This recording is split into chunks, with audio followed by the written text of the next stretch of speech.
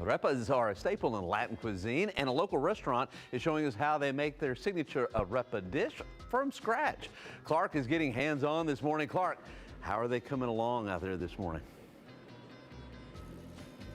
You know what? So far, so good. I'm learning so much, and I'm really happy to be at Bilia this morning because we are teaching you how to make arepas, and I'm so excited. So I'm hanging out with Brian and Mariana. What is the first thing that we need to do when making the dough? First thing we need to do is make the masa.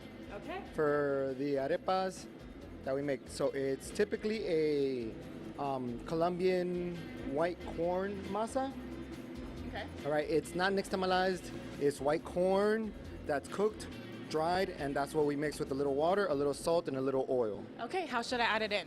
So you add your warm water. Warm water. Right into the bowl. Go for it, go for it, go for it, go for it. Go for it all the way, all the way. All the way, okay. All the way, all the way, all the way, all the way. Okay.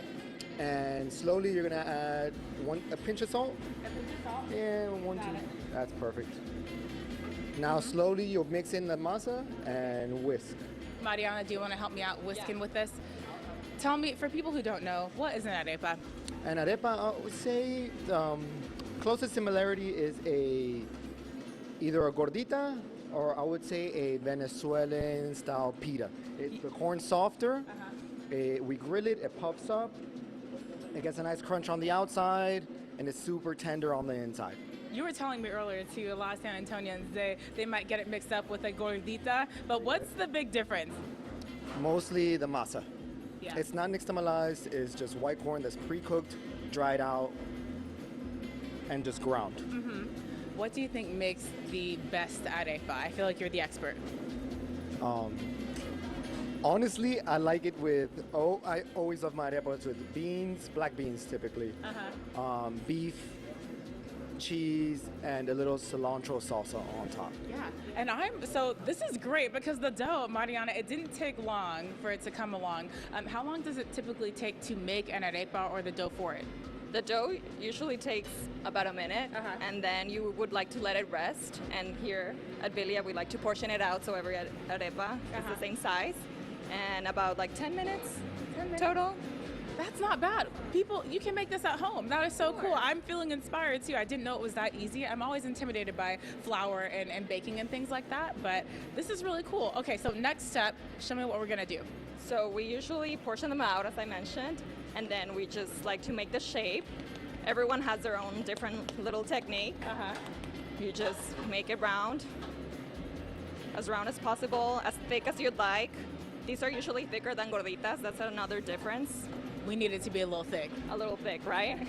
We like thick. Yes. And then we usually just strut them off at the plancha. Okay. And then we just finish them at the grill. Okay. Right So here. start with pancha, and then the grill, and then you get a little pancita after eating. Yes. No. Sure. But okay, the grill, that looks really good. So it's nice and golden, and it has a little char on it. And then from the grill, where do we go? We go to opening an arepa. Yes, let's do it. Can we do it? Yes. Oh my gosh.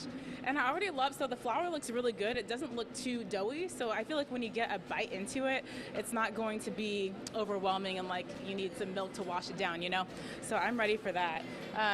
Tell me about your other cuisine that you have here.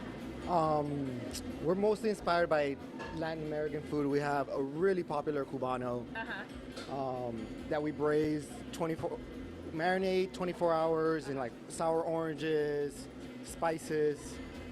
We braise it for 16 and we put that on our French bread. We also have an Argentinian style sandwich, which is like a breaded New York style milanesa. Okay, wait. I have to go back to this. I'm sorry. That was great. But look at this. Okay, so what can we stuff it with? I know we have some toppings, or I mean, what you would put inside. So are we putting some black beans? Black beans. Okay, black beans, and then we have Some shredded beef. Okay. So I'll just kind of pull it like that, add it in. And then I know there's some cheese involved, but we're gonna go a little healthy this morning. Okay. And then are these plantains? Yes, these are fried sweet plantains. Oh my gosh, I could just eat these by themselves, but in an arepa? There you go. You're kidding. Can I take a bite? And then while I'm taking a bite, tell me where people can find you. where people can find us? Yeah. Okay, so we're located in Castle Hills. Our address is 1900 Northwest Military Highway. We're open every day except Mondays, so come check us out. It is so buttery and like it's perfect. The perfect flavor. It's not overly doughy.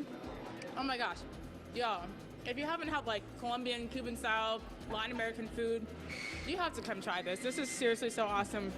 What do you think? Does it look really good? Would you try to make one at home, Paul? Yes, I would. I mean, yeah, they look fantastic. I don't think I've ever had one before, so now I know where to go.